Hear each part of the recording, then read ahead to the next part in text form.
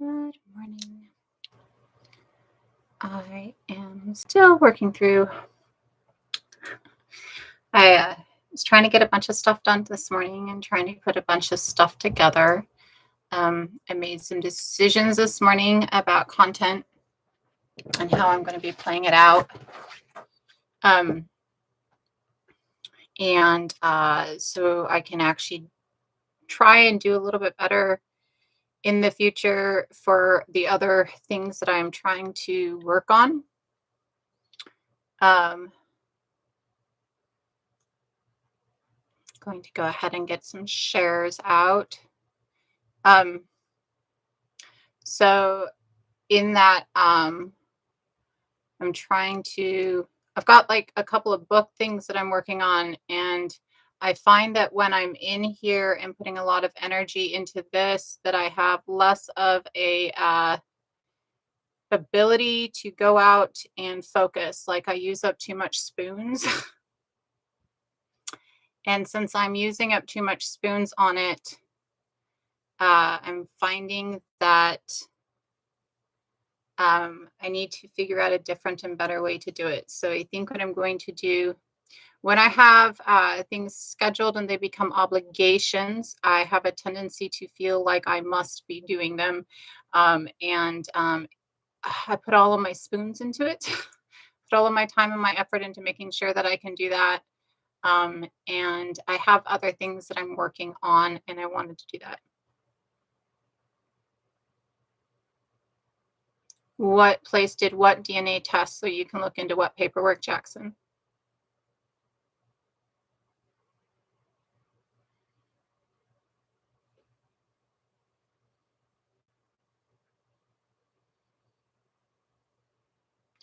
Um,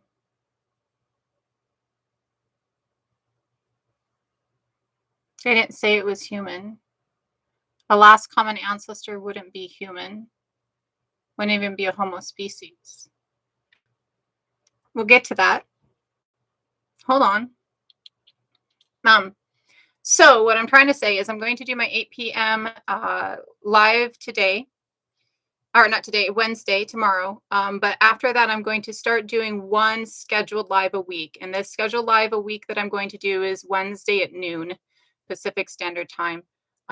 Because for me, it's a good space, very mid of everything, very cross time. And it means that I'll probably be in doing other lives, and I'll probably be in working on other things.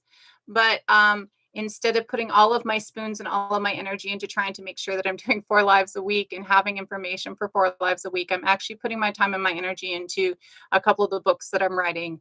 And I'll probably put out more videos just because of the fact that I'm not focused on one thing, and all of the availability that I have for this isn't focused on that one thing. And so all of this is just to say I'm going to narrow it down after this week. Starting next week, we'll only be doing one scheduled live a week, and it will be noon on Wednesday Pacific Standard Time. Again, some housekeeping as I go into my day, just because I like to keep everybody informed. Just really big and important for me. So we will be talking about the skull that's behind me. I'm so glad that you guys are asking questions on it. Some of these questions are really, really, really good towards our understanding of how we do this, right? So this skull is a last common ancestor between us and the great apes. So all of like the gorilla species and all of the other species of primate out there that is really large, that is a different step on the bush web intermix that is the tree of life, right? That is all the different species and plants and creatures within the biome that we're in. So it's not necessarily a missing link. So let me go into it a little bit more. Oh, there are so many missing links. What I'm going to do though is I'm going to go ahead before I get into it and turn off comments because I get distracted very easily. And so I'm not able to discuss it. I've gone over a little bit the fact that I'm narrowing down my lives to one live a week, and that live will be on Wednesday, Pacific Standard Time, noon. Um, and I will, of course, all of these are being uploaded to TikTok, or not to TikTok, we're on TikTok over here, up to YouTube as we speak, as I'm also live on YouTube as well. The YouTube is behind me. So if I end up getting booted, you can find me still going over on that channel. Sometimes my lives get banned because there's a lot of people who get very worried about the prospect of what evolution means. So in all of this, we're going to go ahead and start. I'm going to go ahead and turn comments off. I will turn comments back on in a little while so that you guys can ask any questions that have to do with the things that we're discussing. And, maybe you've heard a couple things, maybe you haven't, maybe you're trying to get some more information. In my space, though, I respect and expect, give and expect kindness. Kindness is key to human interaction. We are very nurturing and kind and communal beings. And it is that lack of kindness and community that is really causing a lot of our own internal struggles. So I'm going to ask for that. I'm going to go ahead and turn off comments for a few, just because then I'm less distracted. And we'll go into the skull behind me. For those of you who are on YouTube,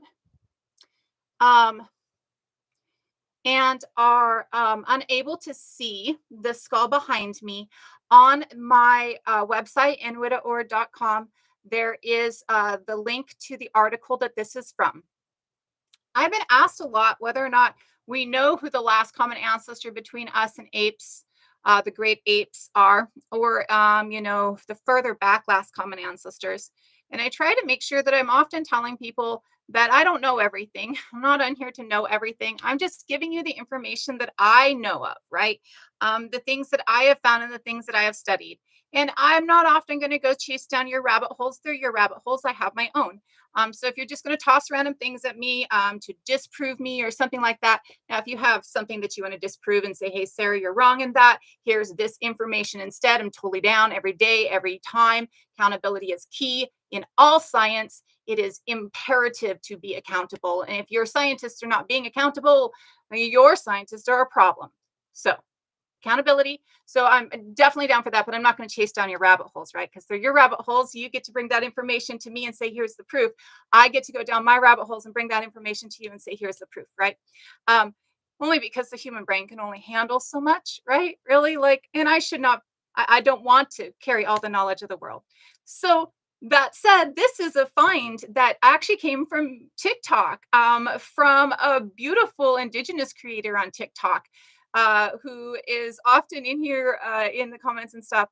And I was scrolling and saw this and went, holy shit, there is one that they've connected that is us versus, not us versus, but us, like that last point of division when one line goes into one child is the grandparent of this genetic line, and one child is the grandparent of this genetic line. So I understand that a lot of times people are like, I'm not descended from a monkey, you're descended from a monkey. Um, here's the thing, nobody's descended from a monkey, and nobody's trying to tell you that you're descended from a monkey. But creation, evolution, these things don't necessarily cancel each other out. And is a significant word. A person can believe one thing and believe another thing wholeheartedly. Even if these two beliefs are diametrically opposed to each other, a person can believe one thing wholeheartedly and another thing wholeheartedly. Not only belief, but in existence and reality, something can happen that is real and like totally reality that seems diametrically opposed to something else that is happening and exists, right? And is important. So you can have the idea of being created as in the environment creating you and making you, right? And this is very much what we talk about a lot. I often point out the fact that I believe we're kind of scientifically created by Homo erectus, right? And in that creation scientifically from Homo erectus, we get to that understanding that it is humanity's understandings that create the next generation. It is our curiosity, our quest for knowledge, our always asking why, right? I don't know how many of you remember being a child and always wanting to know the answers to everything around you. I think that some of us that got stamped out a little early too, and so some people may feel like they never felt that way. But the first curious, bright-eyed wonder of the world around you has always been that. Why? Why is grass green? Why is the sky blue? Why do we call a tree a tree? Right? Why do we do this? Why? And so it is that quest of why that gives us that ability to create and make new things and step forward on what we consider a forward step of evolution. Sometimes I'm not sure if we're on a forward step of evolution in our current path, myself personally. But when we look at science, we don't see an absence of creation. We see creation through a different lens, I believe, at least for me. When I look at evolution, I don't see an absence of creation. I see creation through a different lens. Creation doesn't necessitate it being an omnipotent being. Creation can be us. We are creating, right? Creation can be the biome that we are within, right? And I would venture that the need to think of yourself as a step above the biome, as almost godlike in the fact that you are unique to the world and to the biome, and therefore you get this fantastic ability to just digest the biome around you, right? I would often think, or I often think that that is very problematic and not healthy at all, right? That thinking that you're a step above instead of understanding and knowing that you're a part of, just because of the fact that first of all, we are devouring everything. It's not who we are. It's not how we have to live. It's not who we have been, but we are currently devouring everything.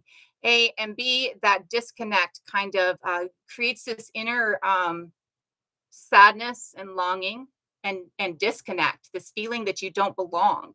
So many of us feel that we have no space that we belong. So many of us don't belong in any space. But there's also that inability to understand that you have connection to the world around you as well, the trees, the animals, and everything else, that creates that depth of loneliness, right? Because not only are you disconnected from other human beings, but you're also disconnected from the world itself. You can't feel the world through layers of concrete, right? We're down pretty low, so I'm going to go ahead and turn comments back on. Um, if it gets bad and I am unable to see, because I am going to do my best to ignore them, because when I pay attention to them, I do get distracted. If it gets bad and I am not paying attention, please at me or try and pin the comment so that I can see, just so that I know that we are not. I don't want it to be in an unsafe space for other people just because I'm unobservant of it. So,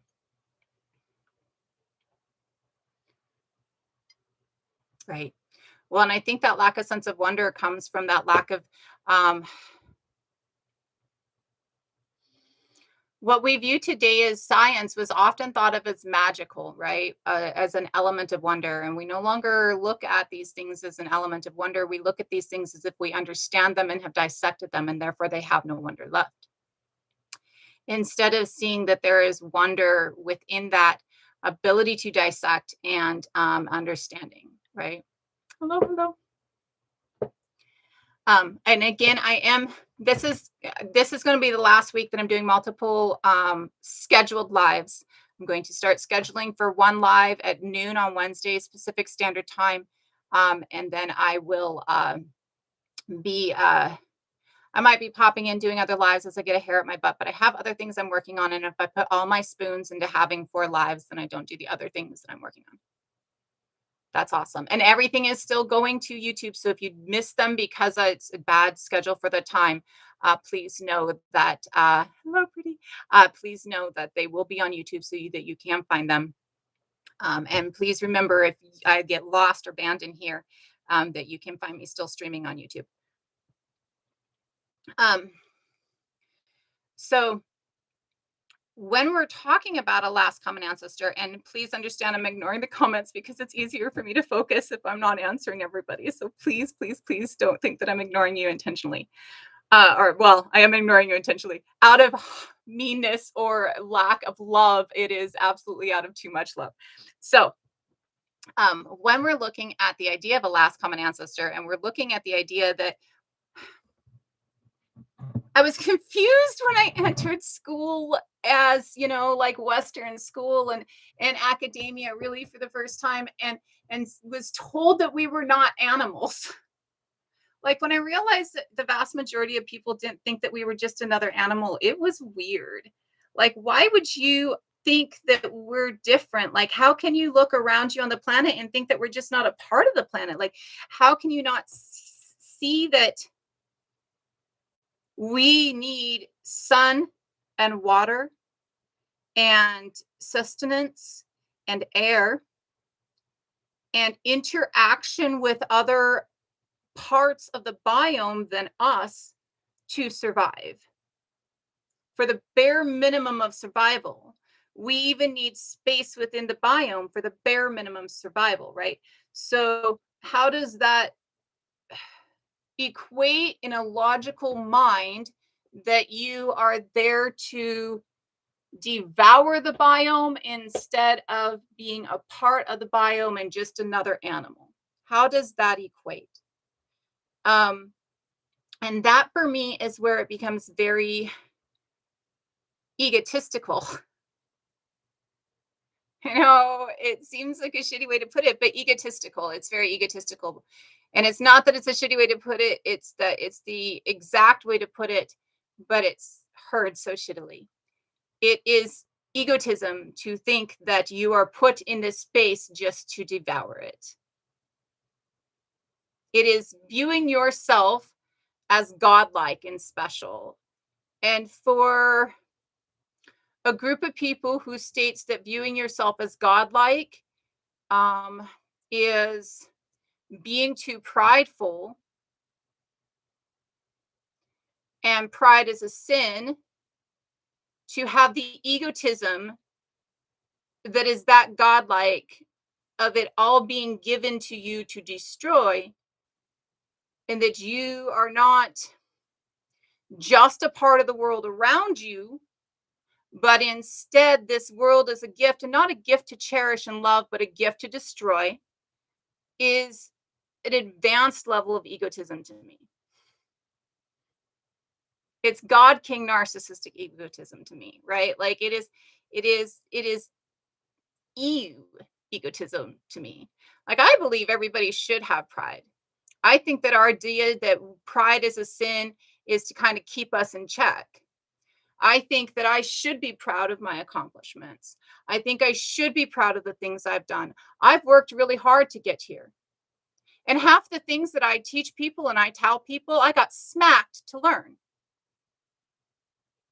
You know, I learned these things, right? And I didn't learn these things at 10, and I didn't learn these things at 15, though some of them I did. I learned these things at 25 and 38 and 43, right? I give lessons on things that I have been taught, and not always in the kindest ways, right? But we need to understand that disconnect from being a part of the biome around us is what is weighing on your heart, is what is eating your soul. That thing that tells you that your only purpose is to devour is what is fucking with you. Homo sapiens sapien is 300,000 years old. This last common ancestor, as I've seen come across, though I first wanted to address the idea of our last common ancestor with the great apes being uh, this ancestor. Uh, this last common ancestor is 13 million, and they aren't getting DNA out of this. We haven't got DNA that goes back that far. We'll probably never get DNA that goes back that far in Africa because it's a very hot environment. And many spaces were hot and humid during many different cycles of Earth's cycles over the last 13,000 years or 13 million years. This last common ancestor is, if you can see, an infant skull. It's extremely tiny. And how they know this is the last common ancestor is because it shares traits with both um, the line of hominins that we come from after this and the line of great apes after this, right? Um, and so this gives us something that is 13 million years ago, someone who is 13 million years ago that has traits from both species. The article is posted to the This Week account on my Widda Ord site is absolutely telling you the distinct traits, telling you why they've made this decision. And it also has another article on the This Week tab.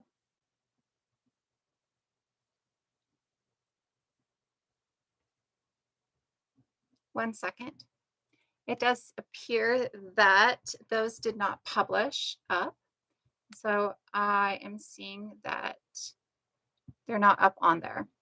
But the article goes into the fact that you're looking at different traits within the skull's morphology. It also goes into the fact that this is an infant. So because it's an infant, we're unable to find the exact traits that we're looking at. Not the exact traits, the exact visual idea of what an adult would look like. This is Miocene.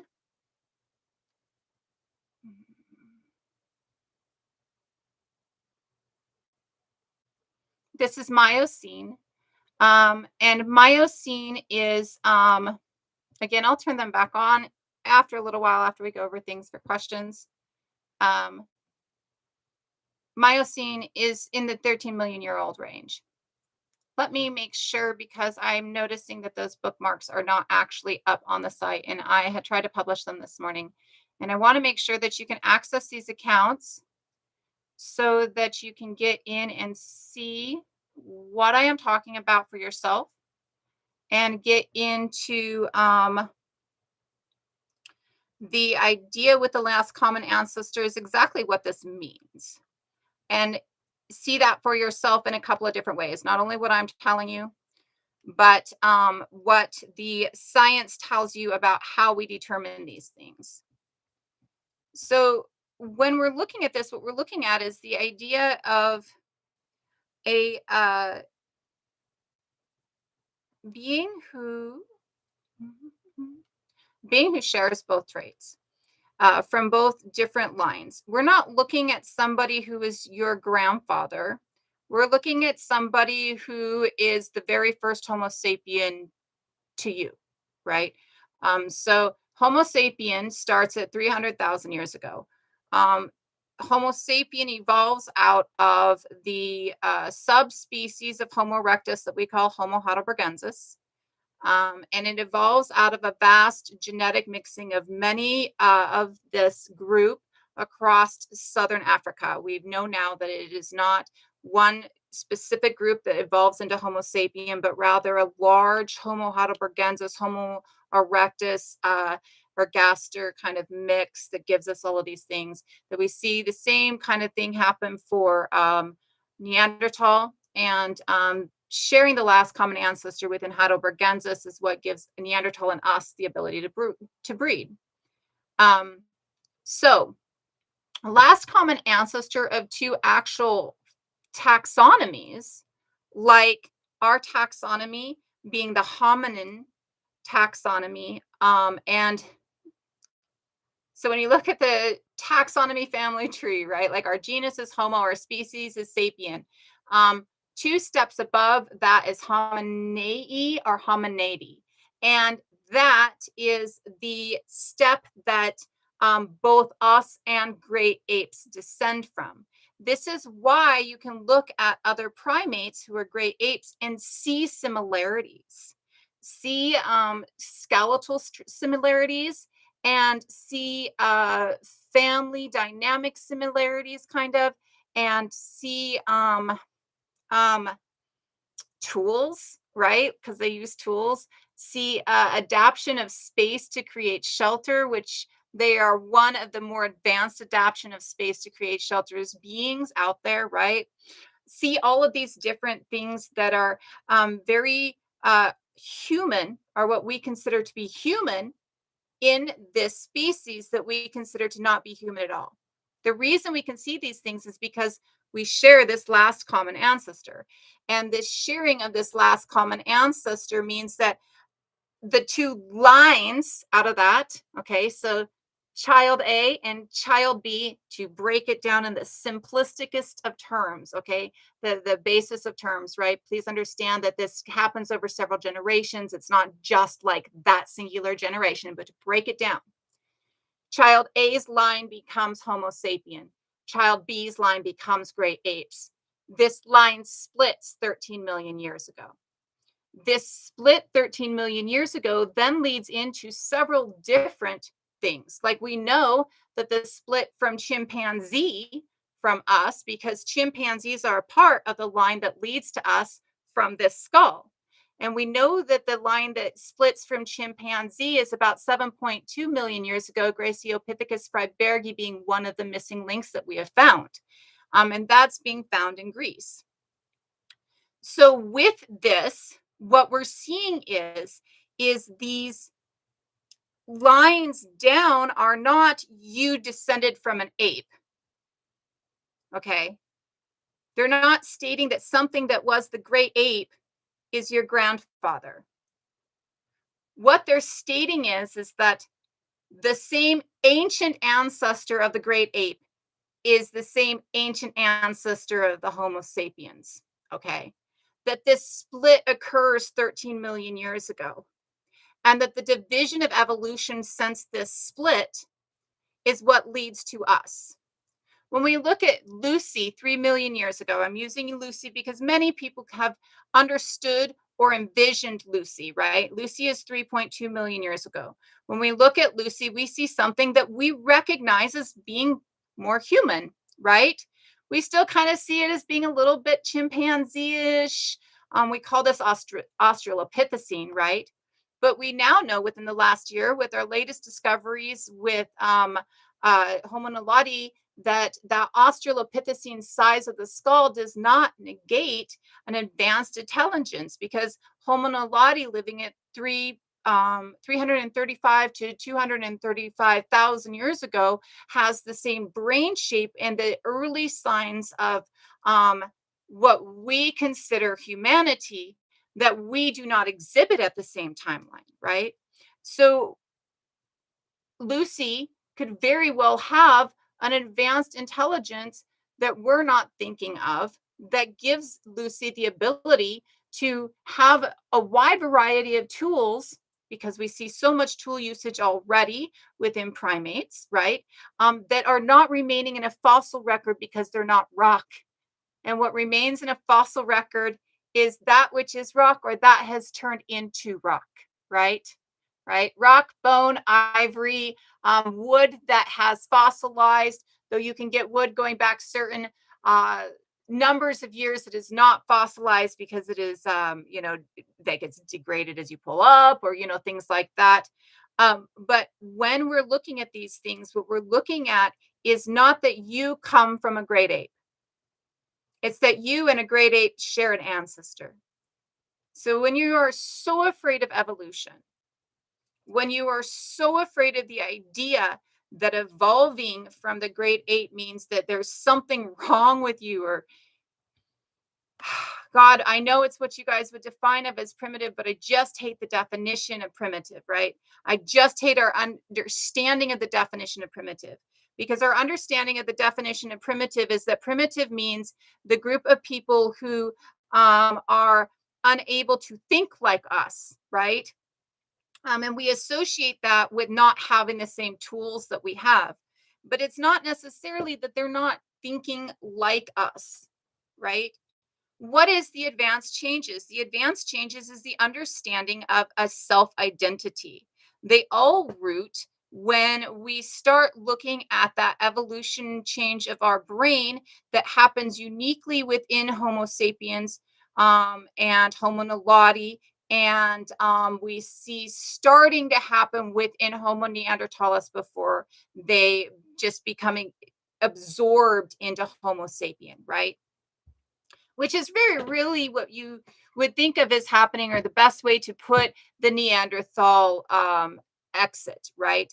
Because if you have a species of, say, 10,000 people left, and you have a species that they can mix with that has 300,000 people, and you're breeding and you're mixing and you're living together. And I know these words can be trigger words, and I want to explain that I'm using animistic terms that we use for the biome as a whole, as two species speak us on an animistic term, not as a less than human, but I'm looking at us as another animal that is, breeding, mixing, having that, and it's just the best way to describe these things.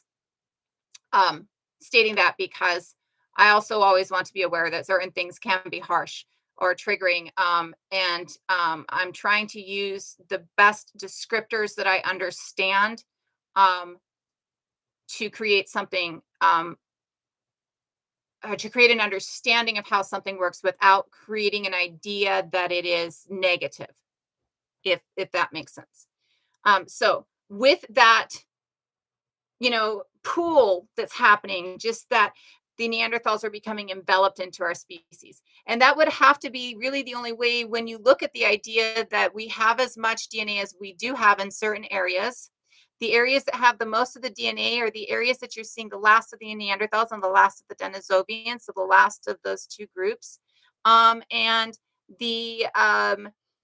the amount of time of intermixing that they're saying that has to happen between um, Turtle Islanders and Denisovians to get the amount of DNA of Denisovian within Turtle Islanders being 10,000 years at 0.02 to get to the point of having 0.5% or having 5% of DNA like we're seeing in species that have the highest amount of Neanderthal DNA. What you're going to see is that the Neanderthals are just being absorbed into the community, and their spouses are Homo sapiens. And so the children that they're having at this point of time are probably almost all half at least Homo sapien, right? To get to that amount so recently, because we are looking at the same time frame that you're looking at Denisovians having that admixture with Turtle Islanders, and the West to East Asia space of Neanderthal prevalence DNA all being in the same after 50,000 years, right? So you're going to see that it's more of an absorption in. When we're looking at this, it gives us a better understanding that this is a web, right?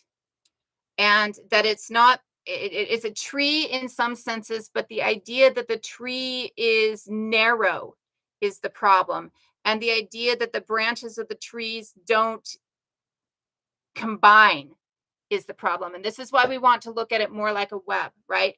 Because when you're looking at these branches, what you're seeing is that you're diverging and then you're coming back, and you're diverging and then you're coming back, and you're diverging and you're coming back. And it is that divergence and coming back, I believe, and I believe that the evidence is starting to really show, that gives us that advancement of everything, right? The idea of identity, right? If everybody looks like you and you start meeting people that don't look like you, then you start seeing that there's an identity that you might have differently, right? Um, and it also gives us that burial idea, right? Which really comes into the idea that there is more to us or any being than the physical, right? The idea that there is an esoteric, the idea that there is a soul. This goes hand in hand with identity, right? This goes hand in hand with the idea of identity. And in going hand in hand with the idea of identity, we also see that it goes hand in hand with the idea of ancestry and hand in hand with the idea of our space within. Where do we belong? How do we work? Right? What is it that works best for us? What is it that we're here for? What is it? This idea that there is a purpose, right? Um,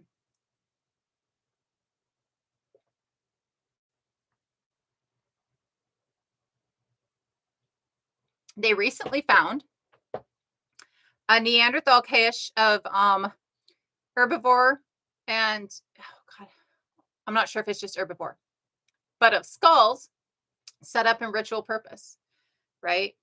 I haven't deep dived in the article yet, so I don't know the date on it. Uh, but I find it interesting, right? We're recently discovering all of this understanding that there is identity and space and understanding of space going further and further back. But when we're looking at this, we see that it really so far is starting within the last 100,000 years. And at this point of start, that the shape of our brains is the same shape of the brains of Neanderthal. And Neanderthal actually has a larger brain capacity than Homo sapien overall. And so, if size of brain is the measure of intelligence, which we thought it was for generations, and we're just barely getting out of that idea, um, then Neanderthals would have been more intelligent at the same period of time.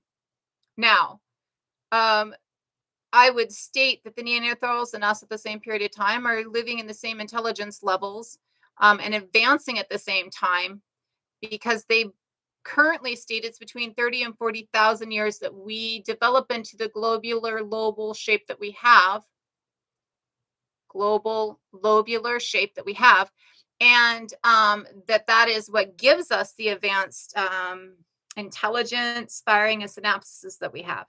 And they say that that's 30 to 40,000 years ago, which is when we're seeing Neanderthals being fully absorbed within us, and when we're seeing kind of like that finality of that understanding, right? We see the start of that understanding if we can understand what the tracing of start is, right? How far it goes back or how different things signify that start of understanding.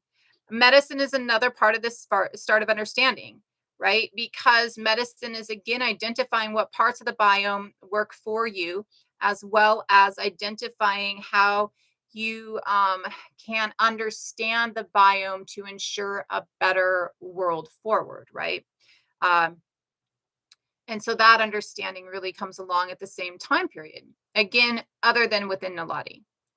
All of these things, again, are something we see within the line of Homo sapiens sapien after we see the divergence within us from the great apes. Again, that being this skull, this last common ancestor, being 13 million years ago. We have to remember and understand that these are the people that we descend from, not the apes. Nobody is telling you that you descend from an ape. People are telling you that you have a last common ancestor with ape and that you have a last common ancestor with chimpanzee. And that these last common ancestors mean that just like you didn't descend from your cousin, you grew alongside your cousin, that these other beings are our siblings. They're our family. They're a part of the biome of creation that we are all supposed to be striving to be a part of, not disconnected from and exploitative of.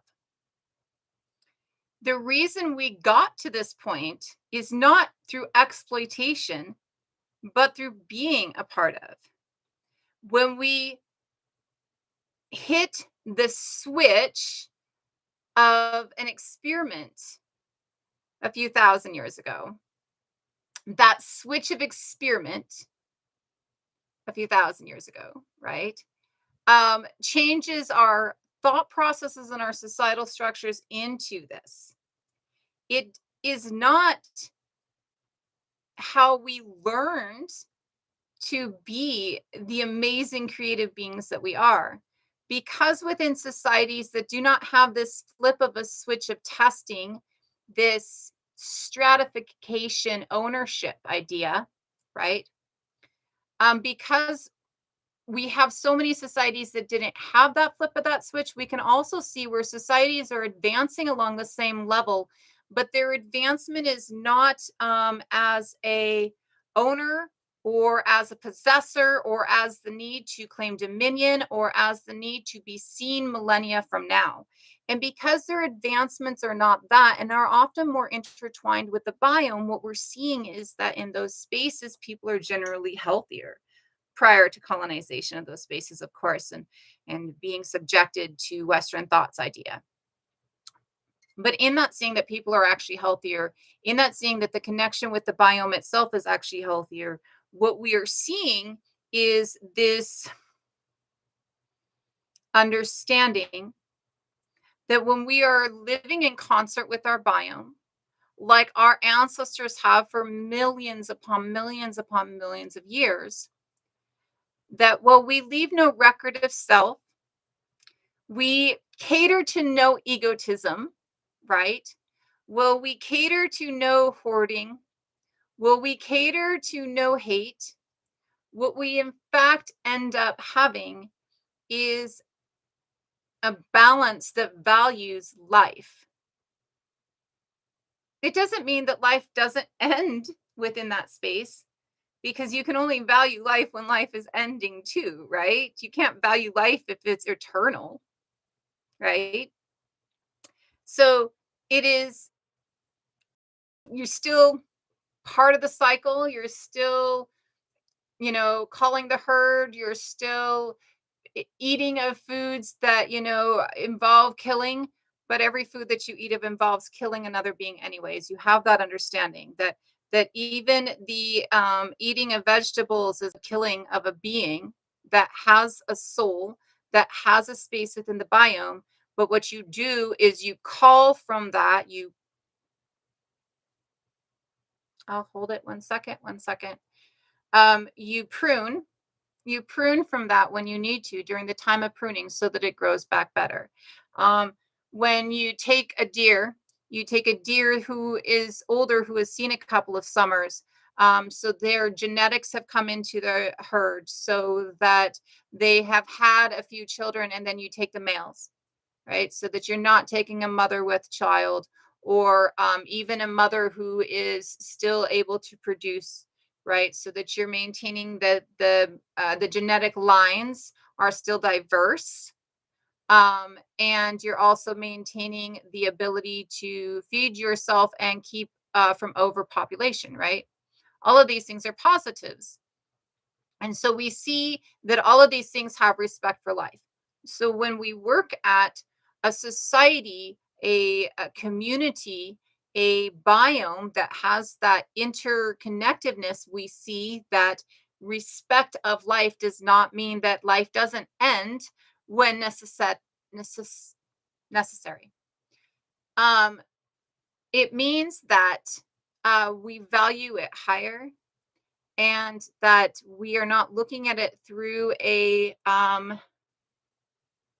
end of necessity based on a judgment of moral or ethical value, right? Uh, our own morals and ethics come into it, but something else's morals and ethics don't come into it, right? Whereas currently in society, we value life based on what we think that moral and ethical value is for the other being. We base it on a lot of stuff. Exploitative value is really a high one, but we're like, well, you're immoral or you're unethical, and therefore we can value you as less, right? And so we base our morals and ethics at higher level than we base other beings' morals and ethics. In the idea that all life has values, we base that being's morals and ethics as high as we place our morals and ethics, but we don't impose our idea of moral and ethics upon that being's morals and ethics, right? We understand that all beings understand part of the cycle of life, that they have to eat and partake of the biome as well. And so we know that they have morals and ethics, but we're not deciding that their morals or ethics are wrong based on ours, and that wrong of moral is a right to kill, right? Not sure if that explains right, or if that wraps right so that it can be understood uh, in the exact way that I want it to be. And I apologize because that's my lack of ability to explain it. So it still shows that value of life based on life's value and based on understanding of a cyclic circular biome, right? A biome that is intermeshed. When we look at this and understand that the lack of the egotistical need to create eternity, show eternity, and instead just being a part really can give and create a space that is not seen by later generations, um, which is one of the reasons I believe, of course, that there are many advanced societies across the planet that we would think of as advanced that we do not know of, right? That disappeared back into the biome because that's their understanding of advancement. Um, and that as we learn more, we're finding that more and more, that our understanding of what we consider to equate being advanced beings goes back way further than we like to think of it. So, again, the species behind me is a last common ancestor that's 13 million years old. This is an infant ape skull during the Miocene. This does not mean that we descend from the great apes. What this means is that we and the great apes have a common ancestor, and that at 13 million years ago, that line diverged. And so the great apes that we have today come from the divergence line 13 million years ago. And the divergence on our line led to so many of the other hominin species that we know of, including the divergence that we see in one possible missing link, Graciopithecus freybergi, at 7.2 million years ago in Greece, and including the roughly the same time to start, which was not shown as a missing link, but is shown as our current earliest of our line at 7 million years ago in Chad, Coeleopithecus Tadiji. Let me try and get all those letters together. I'm going to go ahead and turn on comments for a brief moment until they get shitty, and then we will turn them off again.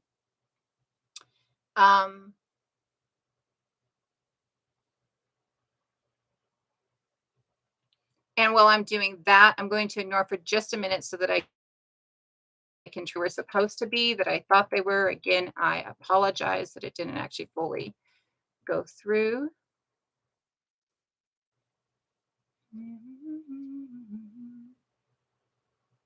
I really should have tested it.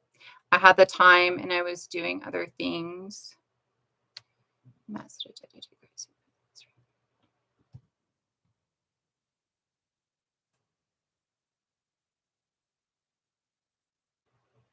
This is an infant skull, so we have no clue on that. We don't know what it would have looked like as a. The question is, how did the size of the shared ancestor compare to us now and apes now? This is an infant skull. It's roughly the size of a baseball bat. Baseball, they said. You can see it being held, and they say that he is 1 year, and they put it in days first, which was kind of cool.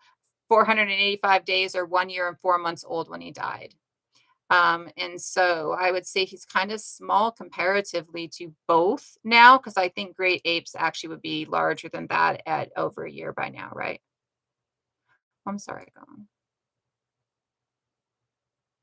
You're showing a subscribe for me, Sleepy.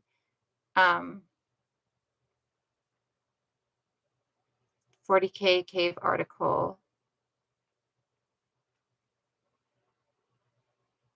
I'm not sure which one you're talking about, Purdy. Um, I'm not sure. Also, if you came in after I turned off comments last, I am narrowing down my scheduled lives to once a week. I put too much spoons into this. I put a lot of spoons into doing 4 lives a week and being scheduled for them and must do, and it becomes an obligation. And it also means that I put spoons into thought for what I'm doing for it instead of putting spoons into the other things I'm trying to do.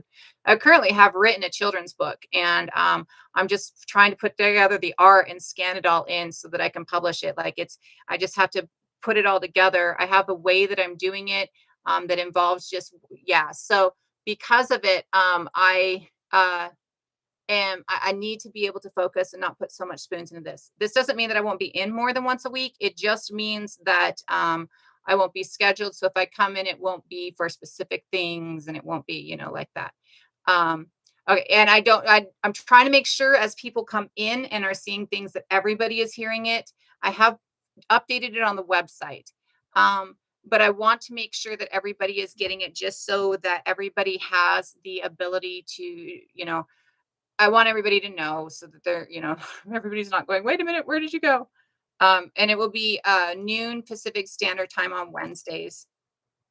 And again, it doesn't mean that that's going to be the only one. It just means that it will be the only scheduled one. I'll probably pop in at other times.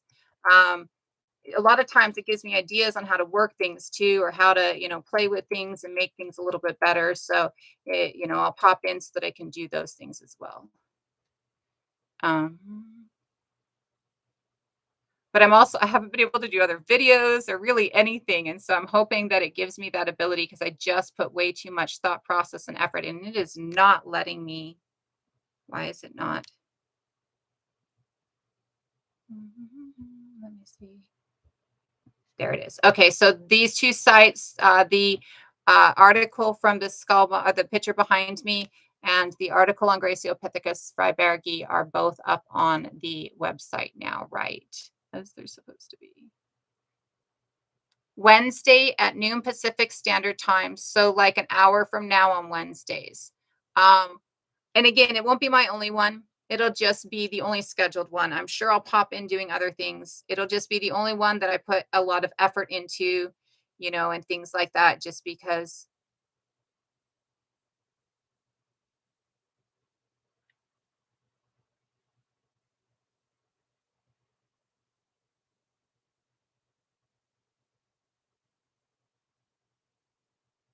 Sorry, call came in and it paused my live. Um, or but it will be noon on Wednesdays. I'm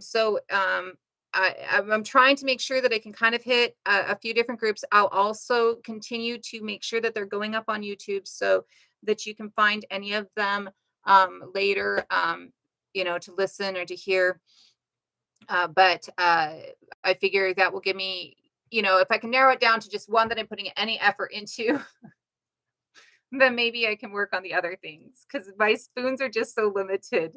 I'm getting better, but my spoons are still just so limited. And I'm like, this is a lot for me. This is a lot for me. So, um,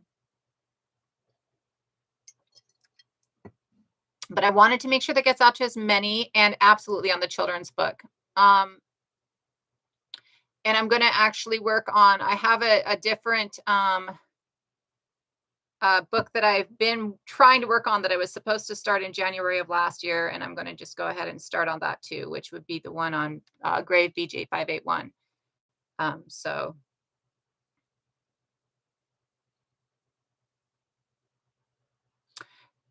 I don't know if Gabriel's in here still. A lot of these, it looks like. It's a kitty. I don't know how that looks like a kitty. So I think that many of these people are already out. I'm not going to play with it. Nice, cool. And I'm not too worried about it. I think that's the other thing is I need to not. I don't work well on schedules. I don't work well on other because my my body gets so fucked up at different times and my head will go in so many different spaces.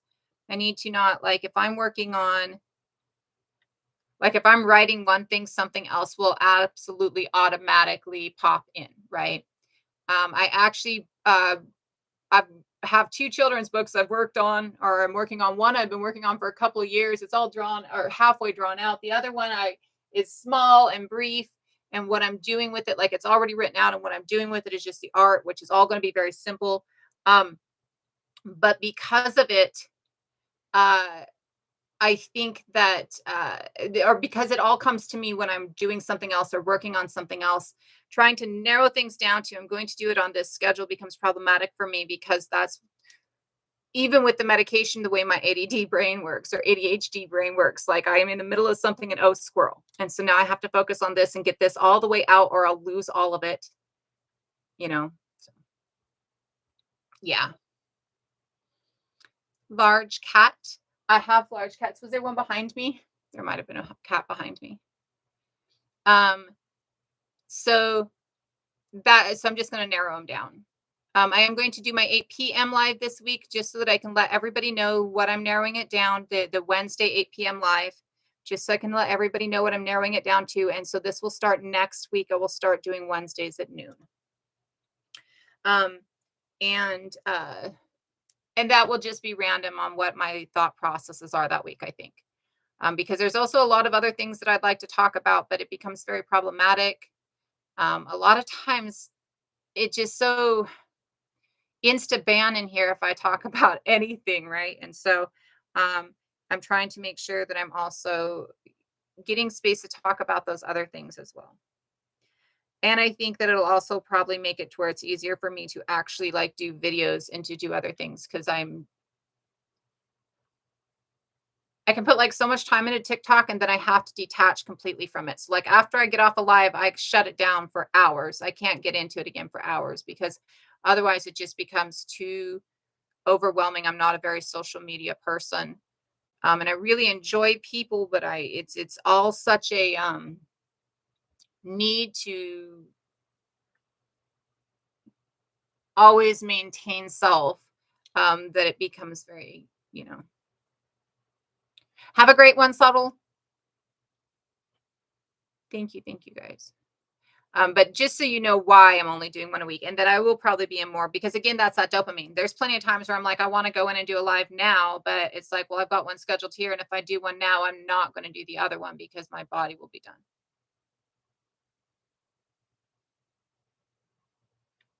Yeah, that's true.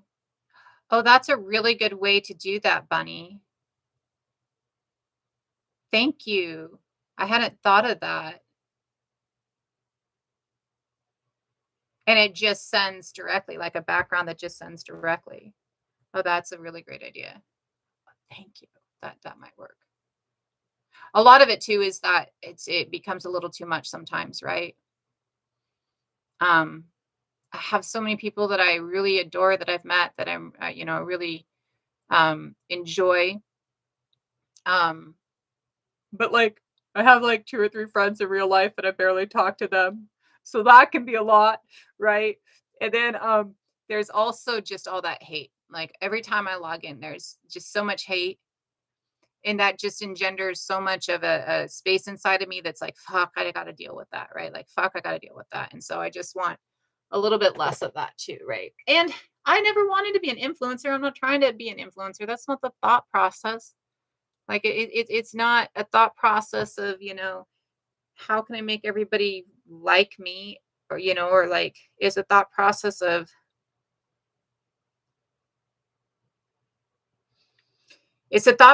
using TikTok and platforms like this as that clickbait that gets you in to read the deeper shit. But if I'm putting too much time into this, then I can't do the deeper shit, right?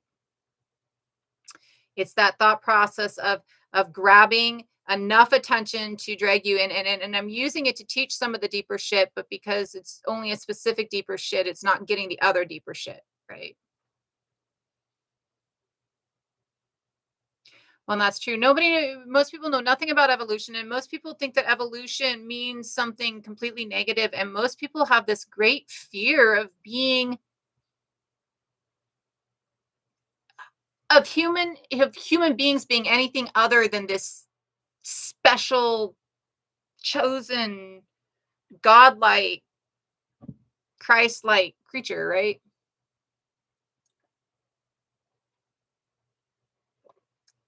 Thank you, Ren. I actually often feel like I don't put in enough work for any of it, and so that's very much appreciated because I often feel like, and I know that I have issues with things like imposter syndrome from the levels of trauma that I have, but I often feel like I don't put in enough, and it's often hard to see the imposter within that.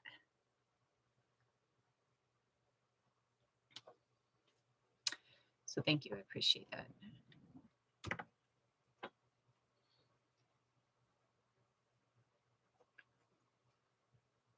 I have all these things I'm working on for my counseling, and sometimes things click in my brain. Excuse me one second.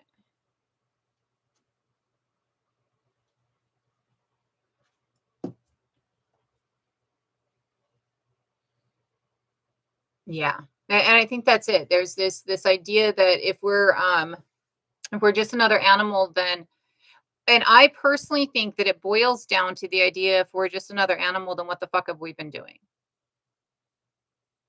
right?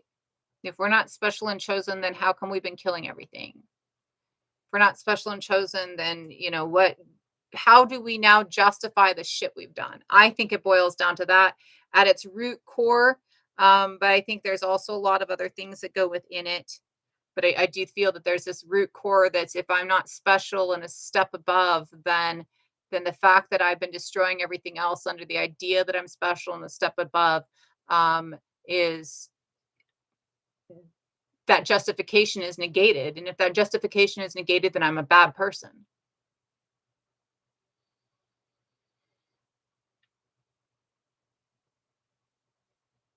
Thank you, thank you. It is frustrating we don't know much before 2,000 years ago. It is frustrating that, like, well, and really, it's like we started stomping out everything in like 400, right?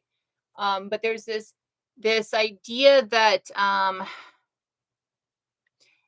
anything before that is stupid, for lack of a better term.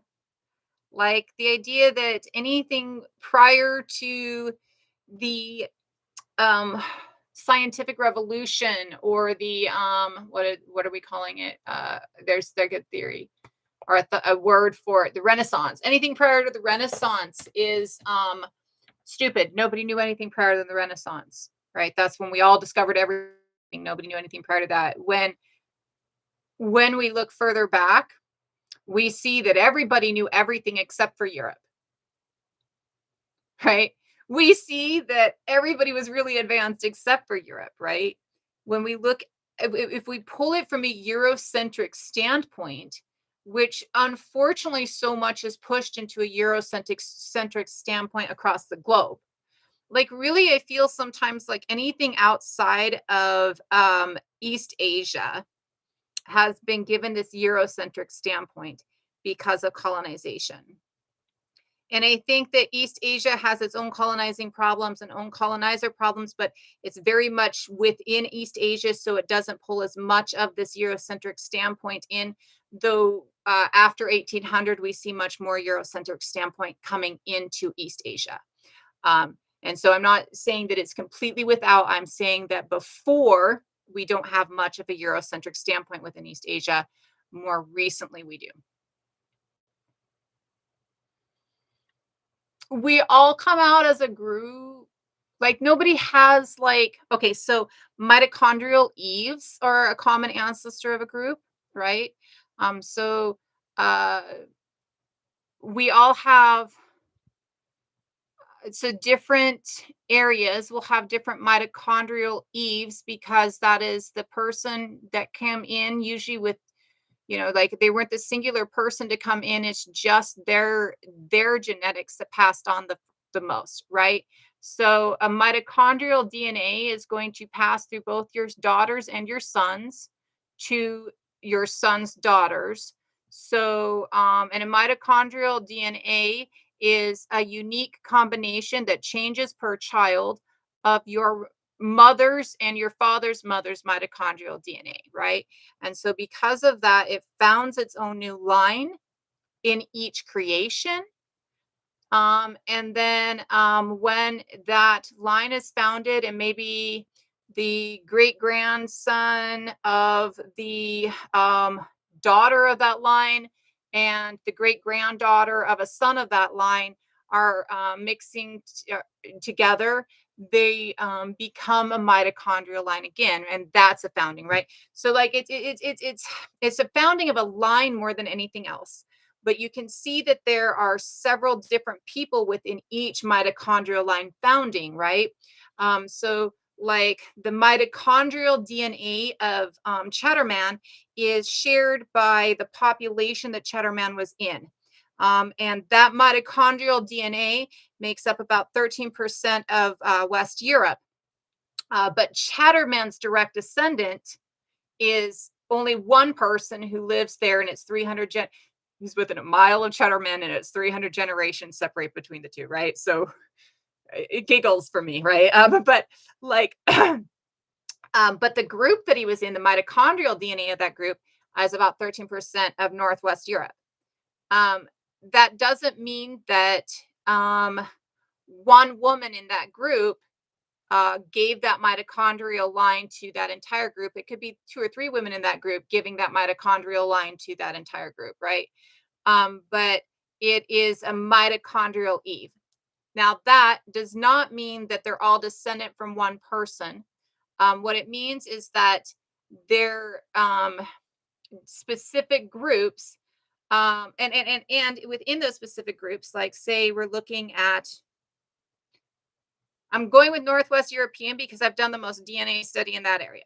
So if we're looking at a Northwest European group, say we look at the Y DNA within the PICs, we see that the Y DNA within the PICs is also within a space within the Iberian Peninsula that's really close to the Basque. There's some evidence of it within the Basque.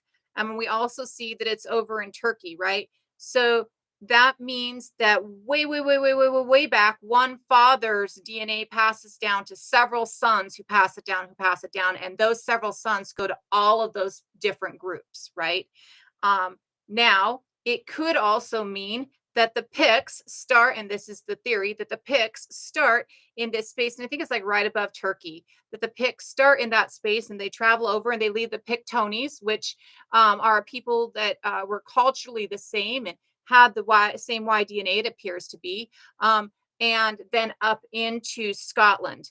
But when we're looking at that, it doesn't necessarily mean that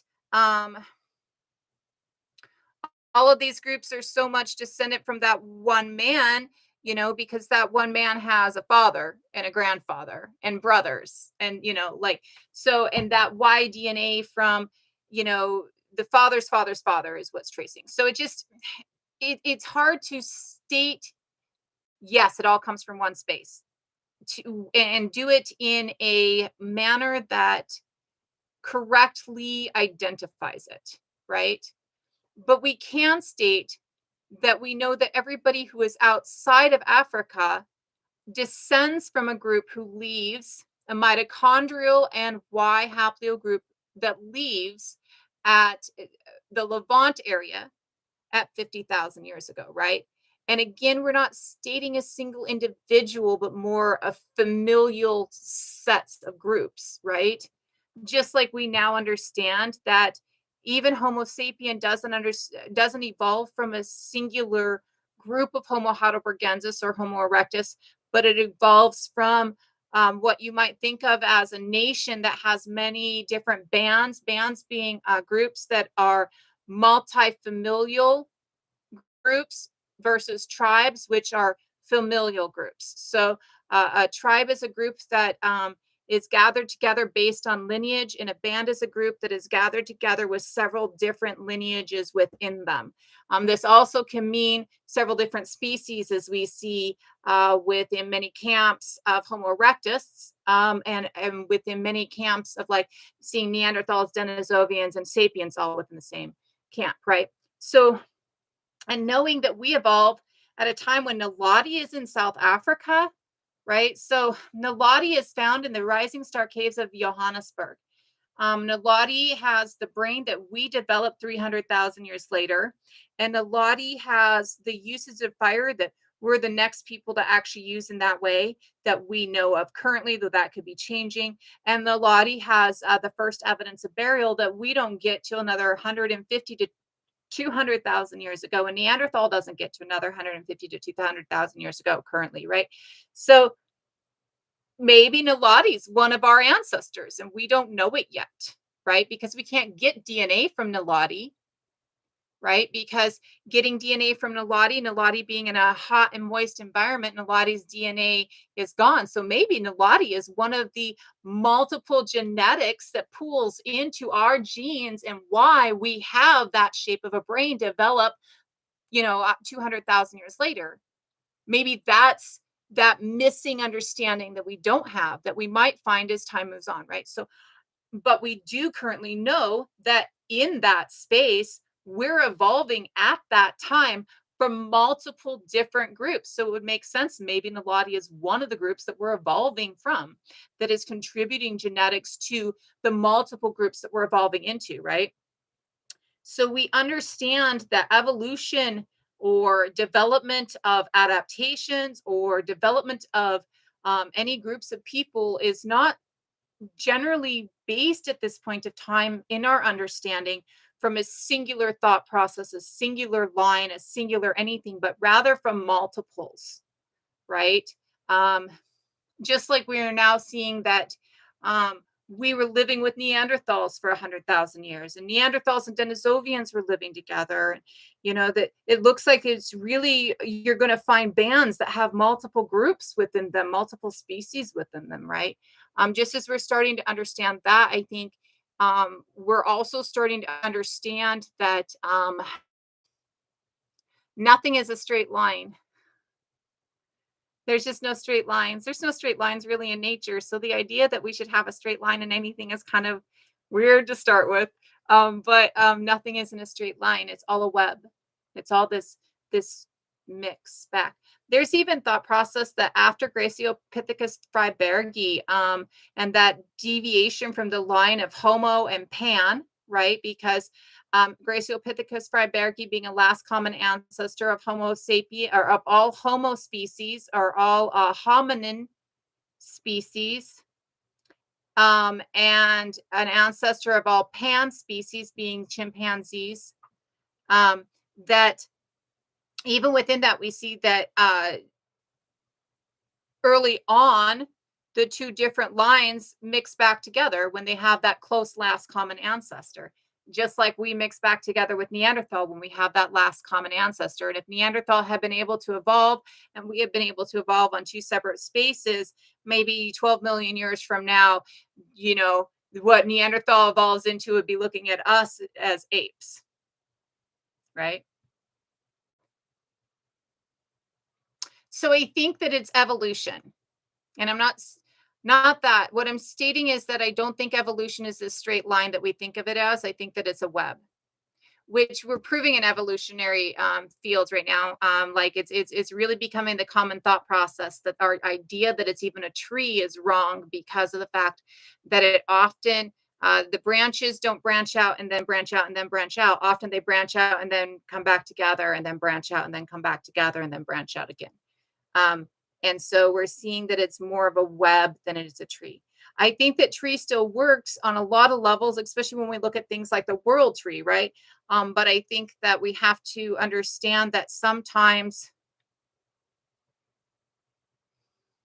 even on the world tree, even on trees, you get things like nurse stumps or trees that will grow back into each other, or the branches will diverge early on and then it'll come back. There's different ways that you can see a tree even coming back into each other, or nursing a descended generation without even having that flat of it, right? So I think we just have to look at the tree as the whole that it is, that a lot of times we don't. But I think that web is a better explanation for right now. Just because that web is so many branches they're just interjoined back, right? Yeah. It's a weaving. Yes. It's a weaving. That's a really good way to put it. It is. It's a weaving. And and this is where really to me our understanding of really any creation story that I've heard, along with our understanding of science, really comes together, right? People want to think that evolution means that their creation stories are no longer real. And when we think that evolution means that our creation stories are no longer real, we're afraid of it. We don't talk about it. We decide that it doesn't exist because it's easier than, you know, um, looking into the idea that our creation stories are no longer real. But evolution doesn't disprove creation stories. Evolution, I think, in fact, proves creation stories. And I think a really good evidence of how evolution proves creation stories is that there are specific Turtle Island groups who state that they are created here, right? And when we look at the 130,000-year-old Cerruti mastodon find, that is Homo erectus coming to Turtle Island and becoming a species, speciating, being created here, right? So when Homo sapiens get to Turtle Island and they meet this group and they envelop this group into them, because again, we're looking at a small group, it would have to be at that point, right?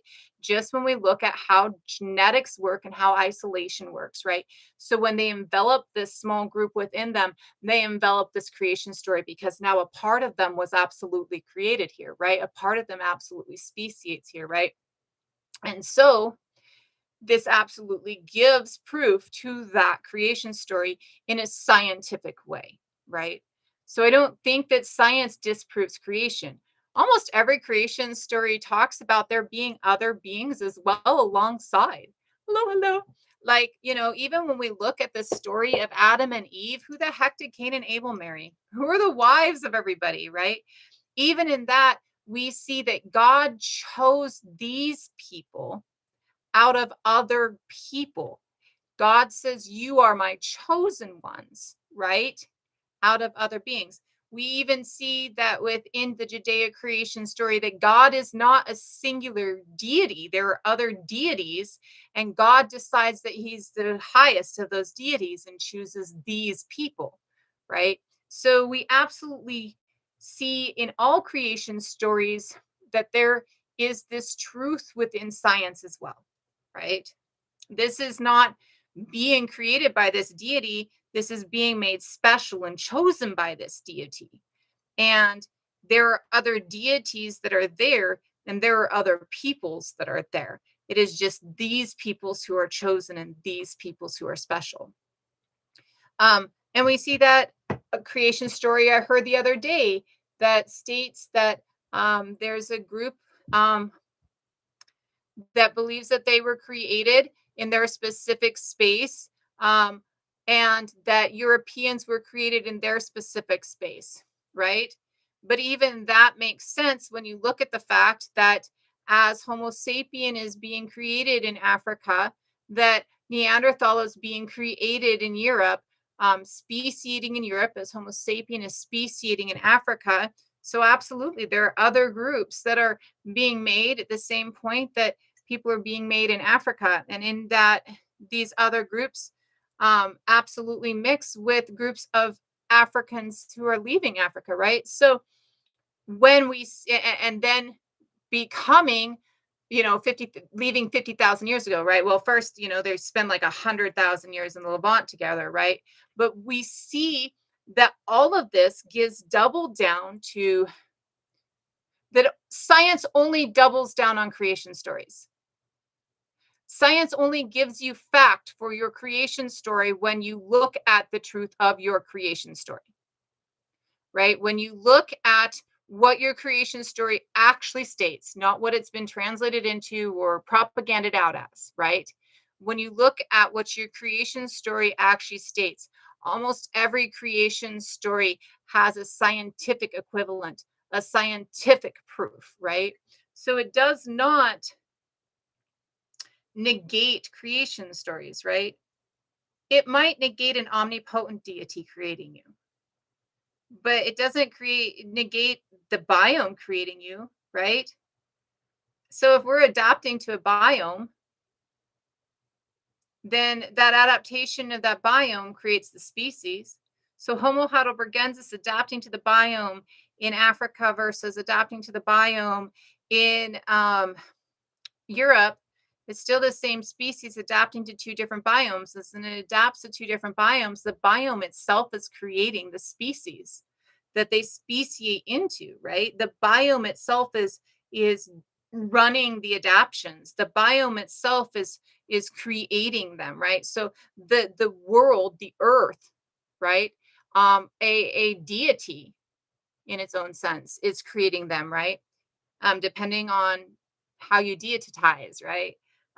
But in most animistic tradition, there is an earth deity any day, anyways, right? But this earth is creation, right? Earth is creation. Earth is making you into what Earth needs as a species that can help Earth to do better, that can help Earth to be healthy, right? Earth creates you by driving the adaptations that you take in her space, right? So this is absolutely creation, right? And then if you look at Homo erectus using fire to create better caloric intake for their infants and their growing children and their neonates, then you're looking at Homo erectus using science, the scientific understanding that fire creates food that creates better food, creates better food, right?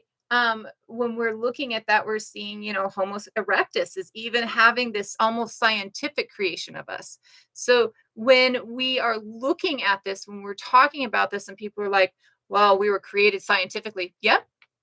It wasn't aliens, though. It was Homo erectus, right? Well, I evolved in this space. I speciated in this space, or well, I was created in this space. Yes, you were created in this space. You were created in this space by the adaptations that the mother needs from you, that the mother drove within your body to make you the fit of this biome, right? So, yeah, all creation stories have truth within them. All creation stories can be scientifically shown to have truth within them. You just have to read it, look at it. It's not even a leap, right? You just have to remove the omnipotent idea from it. And then it's not even a leap, it's logic, right? It's simple. But even with an omnipotent idea of it, if you read the original stories of pretty much any omnipotent being that I know of, and really I only know of like one. But if you read, you see even within that the original creation story within that is not, if you are creating me from the mud, you are adapting me from the earth, right? You create all the animals and then you create me from the mud. You're adapting me from the earth. You're adapting an animal from the earth, right? Well, and creation stories are absolutely about understanding the psychology of a people, right? Because creation stories really show identity. Creation stories probably develop around the same time frame that we start developing that sense of identity, and that's why they're all so similar, right? Because this is around the same time frame before we really start moving into different spaces. This is really the start of our idea of identity, the start of our idea of jewelry, face art, painting ourselves, cave art, burial, all of these ideas of identity. The start of all of these things happen before we leave the Levant area, which means that we're still also very intermixing, going back, moving home. So, all of these things are happening in this very constantly broiling intermixing community, right? And so when all of these things are constantly happening within this constant intermixing, and we're learning from each other, oh, that's a really cool idea, a tree, oh yeah, we've got a tree, our tree's really, you're right, our tree provides us, oh yeah, oh, that makes sense, right? So before levitating from the Levant, but because it's still a time, and we've always been global. We've always been global until Christianity. like stops that because it starts creating this hate, right? Um, Not that Christianity is the start of hate. It goes back further than that, but that global is still happening before Christianity starts othering based on religion and makes you scared to go into other religious territories, right? But um, that globalization that's always been there means that we're still in this very intermixing space. So our idea of our earliest stories of are all in this intermixing festival of people that are just constantly this community, this broader community. And as we carry those out, they adapt to space too, right? They adapt to what is needed within space. And as we adapt in humanity, then our spirits, our deities, our thought processes are adapting too, which is why, we see gods of war starting or things like that, right? And this is on the website. There is this is the oldest, well, you'll see a picture of a skull on it. It's the top one on the website underneath this week. Let me put it there so you can see the pretty skull. Um, but when we're looking at that and when we're seeing that constant embroilment, what we're seeing is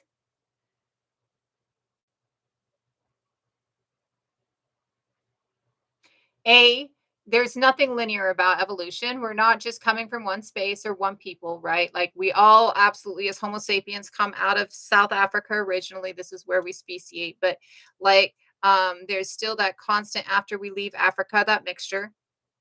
The things that we trace back to before we leave Africa are really universal and global, and they are things that we see at the start of that understanding of burial identity outside more than right. Our creation stories really all root into that, right? And when our creation stories are really all rooting into that, you can see that our creation stories are an explanation of what is happening, but none of our creation stories seem to really state that, you know, we're it, right? And it's only later creation stories that give any idea that creation sets us above, that we're here to exploit, right? And even in those later creation stories, there's never this idea that there's not other people. There's always other people, there's always other gods. Even Yahweh had a wife and steps down from a pantheon of gods, right? So yes, yes, it's 13 million years old. Sorry, you came in a little bit late and I discussed it, but yes, it's 13 million years old. And this again is the last common ancestor between us and the great apes. Um, and why? Extremely sensitive X-ray imaging performed at the European Cyclotron radiation facility in Grenoble, France, allowed the team to count growth lines in the fossil's unerupted adult teeth like tree rings, telling them that Alessi, which is the name, which means ancestor, was about 485 days or 1 year and 4 months old when it died. The x-rays also revealed presence of bony ear tubes in the skull, which act as a balance organ. Primatologists have long debated whether the Neanderthropithecus genus belonged to the ape or monkey line, but the presence of these tubes, combined with the size and shape of the teeth, solidly mark Alesi and by extension the other Neanderthals as apes. The researchers report today in Nature. What's more, they claim that the ear tubes present strong evidence that it is an evolutionary cousin to the ancestral line of apes from which humans and living apes derive. So this is putting it in that line, that missing link category, right?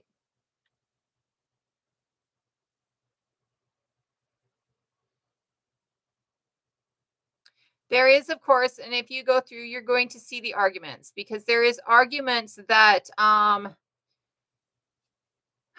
of course, that Eurocentric thought process, there is this argument that the ancient apes actually are not found in Africa, that the ancient apes are actually only found in Europe. And that the ancient apes migrate from Europe into Africa, and that's where we descend from. Of course, this is that Eurocentric, and no, sorry, Ducray. It's totally cool.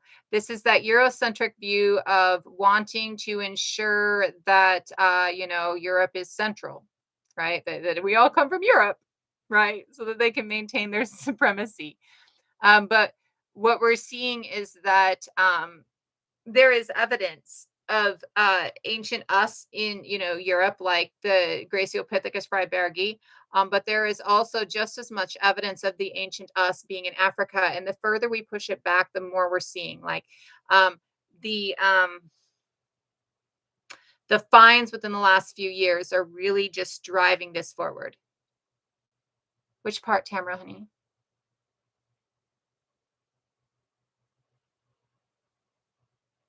This is a last common ancestor between us and great apes in Africa at 13 million years ago.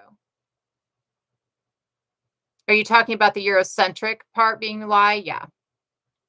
And that's real. That thought process that they must maintain that Eurocentricity to maintain their superiority. And so, you'll see at the end of this argument or this article, there is a group that is arguing, right?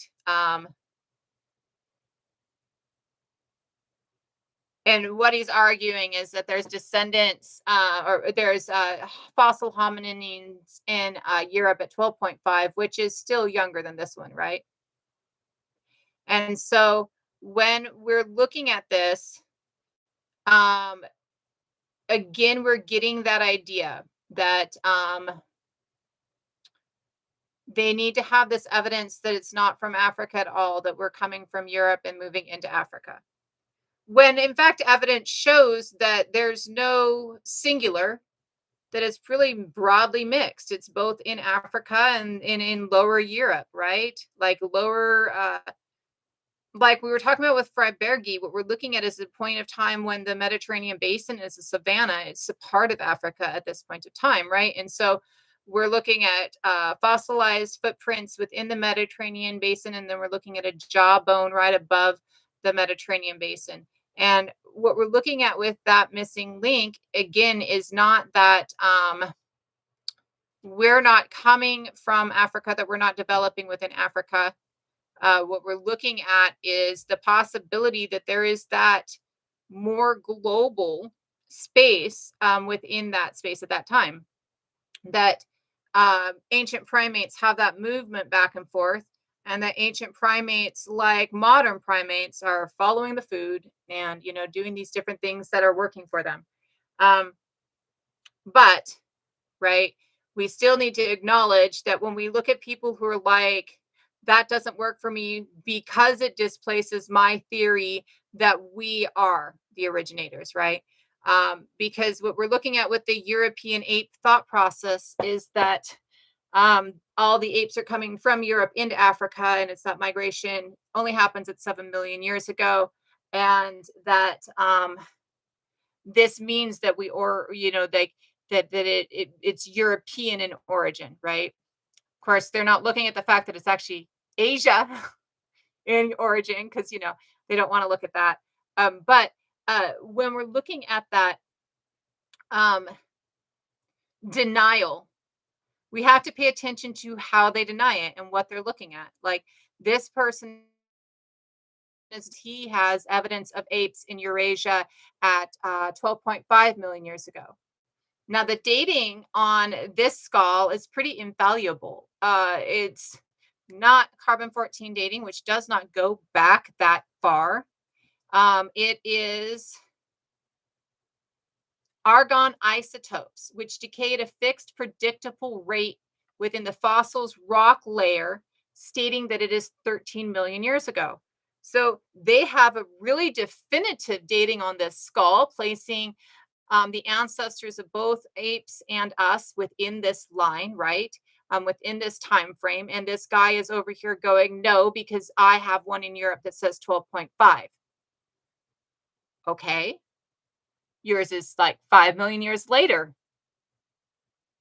right?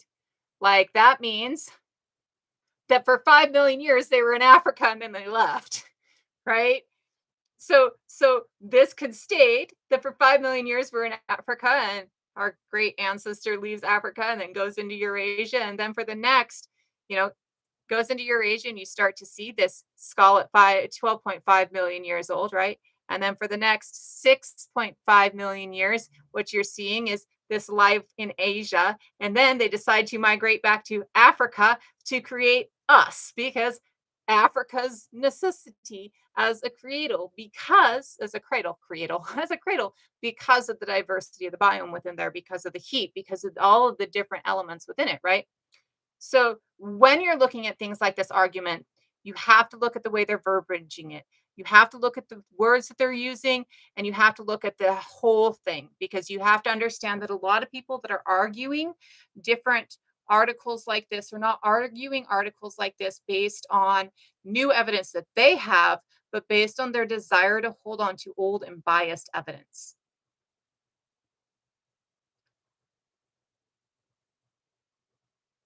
Um,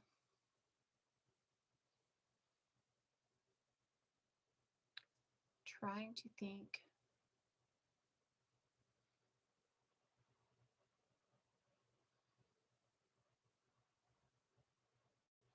Yeah. Okay, so any questions on anything about Elise or the evidence on Elise? And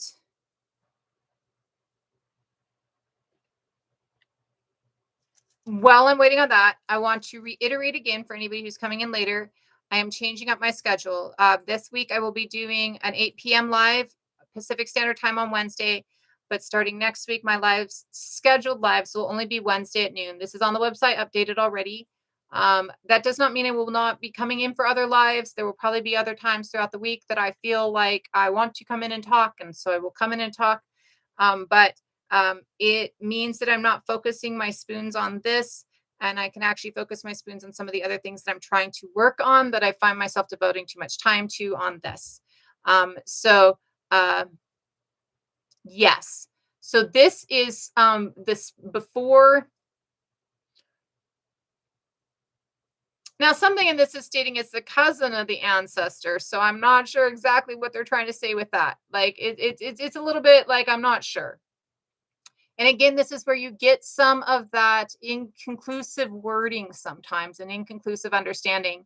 And it is mainly, I think, more to hedge bets, so that you can go, fuck off, you were wrong, right?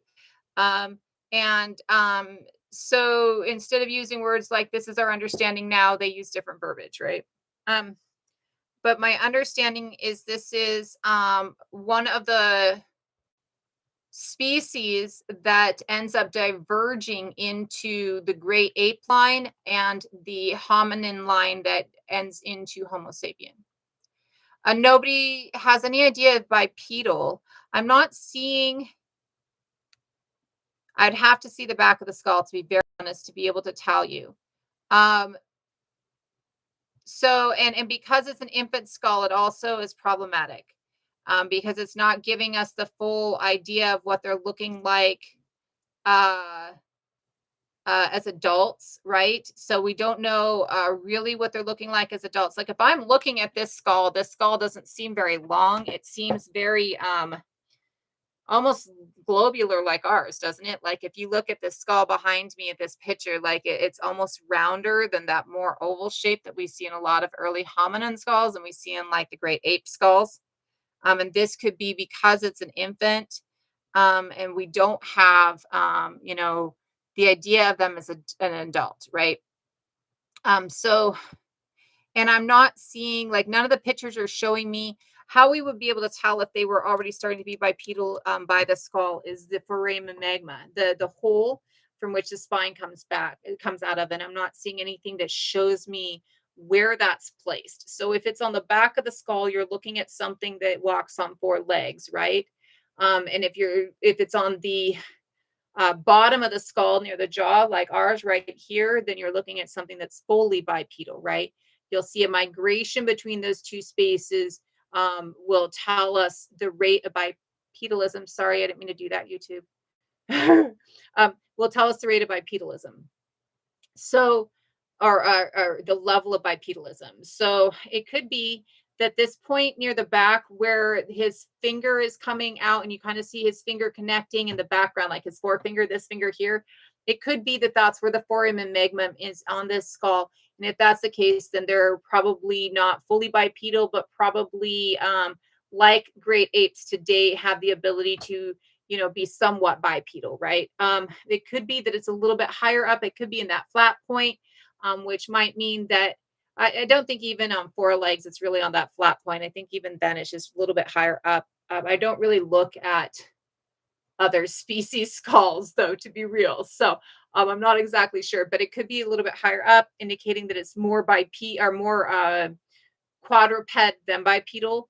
It could be further down. You know, it could be if it's down near his thumb, it would indicate almost fully bipedal, right? But I would have to be able to see what it is. And they're not showing any bottom views. It would be a bottom view of the skull that would tell me personally or give an idea, I think, to many people. So we don't know for sure. But it is before that split. And before that split, what it is, or it is like,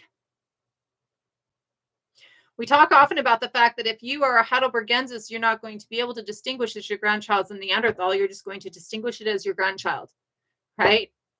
So it is in a group that their grandchildren split into two separate lineages, right? Into two separate, not even Genesis, God, what is it on the taxonomium? I don't remember what it's called on the taxonia. Whatever it is.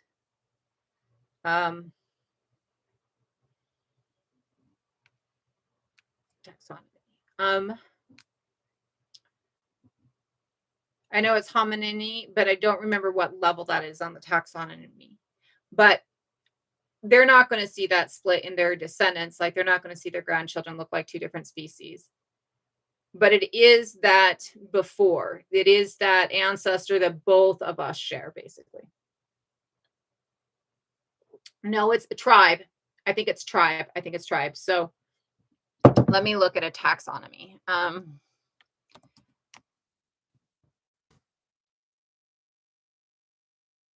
So taxonomy has those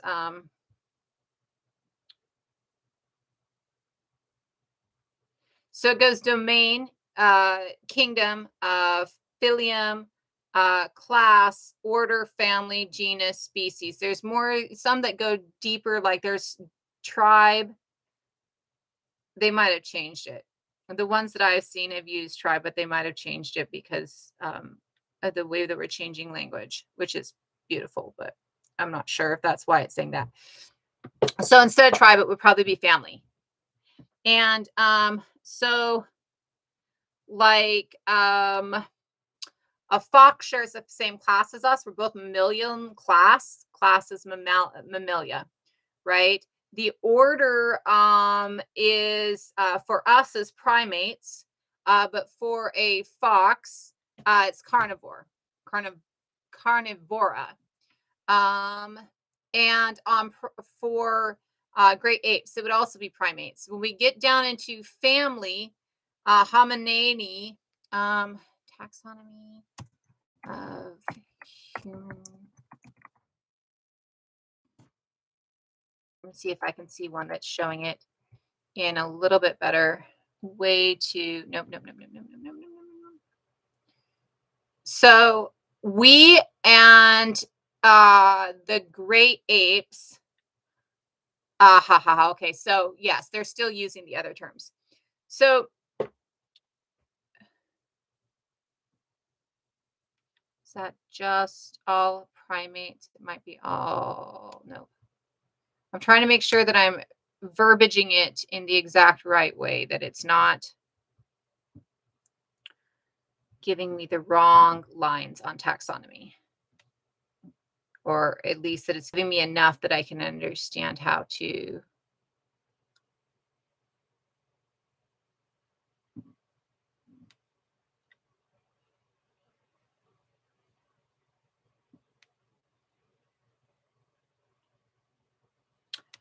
Not on that. But we belong to a level on the taxonomy together, and I think that the level on the taxonomy together is family. Like I think, okay, so this is stating that the superfamily of Hominoidea is what all monkeys, including like the gibbon and everything else, belong to. And then you get into the family that's Hominidea, and um, that takes it down to like human, bonobo, chimpanzee, gorilla, and orangutan, and leaves out gibbon. Gibbon is Hylobatidae, and that's the family. When you get into the subfamily, we're no longer talking with gibbons. We're looking at human, bonobo, chimpanzee, gorilla, and orangutan. In some family, we see that Pongonea is orangutan, but all the rest of them, subfamily Hominina. And that is the subfamily that gorilla or the great apes along those lines and we belong to. Now you get into tribe, and the tribes are gorillini, which goes into the other great apes like gorilla, um, and hominini, which goes into homo and pan, pan including chimpanzee and bonobo. So we are of the same subfamily as this species. This species has the same subfamily of us and all other great apes. It would also have the same family and superfamily as us and all other ape primates as well. But it's not the genus, because the genus is Homo. Our genus is Homo. Uh, Chimpanzees genus is Pan. Gorillas genus is Gorilla. Pongo is the genus for orangutan. Like, so there's a different genus. Genus is the one right before species. So when you see like this one, its genus is going to be Nine Zapethicus, and then its species is Alessi, because it's the only one of these of this species they have. Um, and so, and why they've decided, so its dental pattern and teeth shape suggest its closest relatives are other Miocene fossil primates from the genus Nine Zapithecus, also found in Kenya, yet its molars are much larger than those of the known nine Zathapithecines, indicating a new species. The researchers named it N. Nizanthropithecine, or like H. Homo, Alessi, or Alessi for short, after the Turkana word for ancestor. So their genus is Nanzipithecus, where ours is Homo, but their tribe and their superfamily, and they're not super subfamily, and their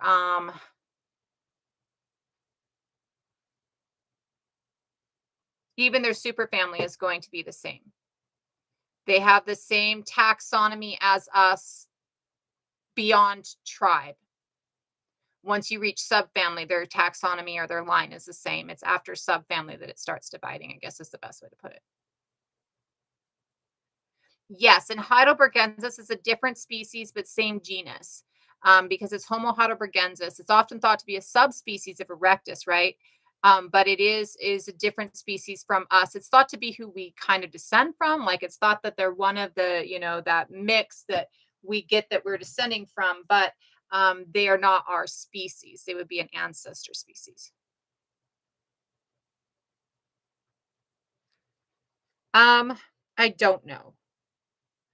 I would like to think that if we had never lost our other species, because we did have a bunch of other species around for early, time here on this planet, I'd like to think that if we had never lost our other species, we would be much more inclined to be kind to other species, and much less inclined to see ourselves as unique, and therefore, doing these very exploitative things, right? Um, but also am very well aware that as, changes within society happened, if these changes still happened, we would very much have probably othered these other species before we othered anything else, right? So, if they were still around when we started othering people, I'm not sure if we would have gotten to the point of othering people, having other species still around, but if we had gotten to that point, I think they would have been the first victims of it. Just because of the fact that the structure of structured stratified societies works along that lines, right? That need to have something that is other, and what better than an entirely different species, right? It's also why I think that I don't think, I think that there are aliens out there, but I don't think that they would come down now because they see how much we other, right? And so they're like, prime directive states that we don't go in until they've passed this stupid point, right? So I think that it's one of those things where if we had never had the invention of othering, maybe having other species would have meant that we never had that invention of othering, but unless it meant that, I think they would have been the first to go. I still think we wouldn't have other species. I don't think that that's what led to their demise because I don't see evidence of that. I don't think anybody sees evidence of that, but I do think that if they had been around, they would have been the first to go, just because that's how we work. Hey, Kenny. So, okay, everybody. Again, 8 p.m. Pacific Standard Time Wednesday this week. And starting next week, I will be coming in noon on Wednesdays Pacific Standard Time for my only scheduled live. That is on the website, so everybody can see it. I'm working on a couple of other things, and I want to make sure that my spoons are going to those other things. Again, all of my lives will be uploaded to YouTube so that you can watch them there, so that you have the ability to, hello, hello, hello. Again, the YouTube is the Widda Ord ... So if you do not have that channel, make sure you have that channel. And I am going to go and head out and do my own things. I'm doing okay. I've been feeling physically a little bit better. I'm still dealing with all the shit that I deal with physically, but I'm doing good. Awesome. Yeah, and they're over on this YouTube. You can get to the new YouTube from the old YouTube. Again, I shut down the old YouTube because of the fact that it is private and I already deal with a lot of hate and I don't want to dox myself or my family for people.